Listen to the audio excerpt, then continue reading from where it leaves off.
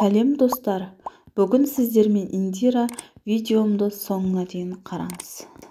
Күз келді, күн суытты, құстар жылы жаққа аттанды. Кең даланы алтын түске бояп, әрбір түскен жапырағы сыңғырлап мұңын шағып жатқандай. Күз ғажайып мезгіл. Күз мезгілі адамның көңіл күйі секілді құбылмалы. Бірде жаңбыр жауып жатса, ал бірде күн шайдай ашылып тұрады.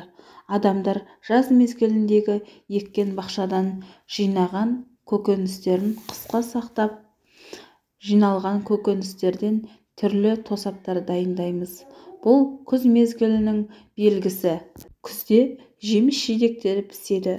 Күз алтын түске боялып, сары қызыл түске боялып, кілемін төсегендей болады. Сондықтан алтын күз деп атаймыз.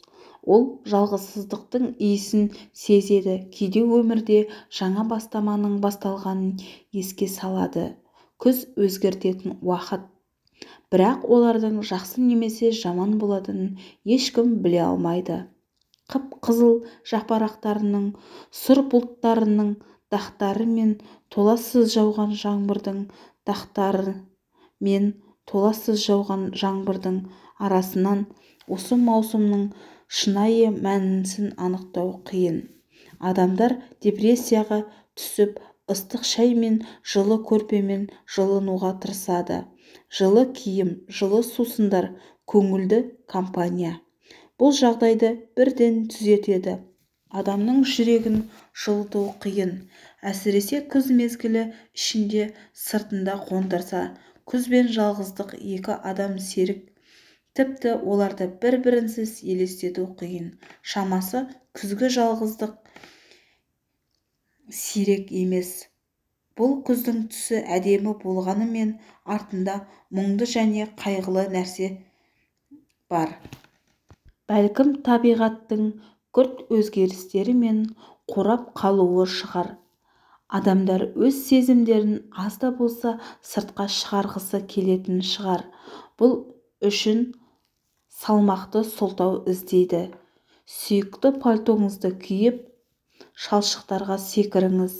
Саябақта барлық бағдаршамдарының барлық түстері мен жанып, көктемде қайтадан жарқырап тұруы үшін өмір қатып, суып тұрғандай көрінеді.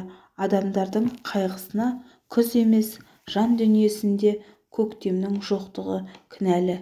Десе де, күз әрқашан жазушылар мен ақындар үшін шабыт береді.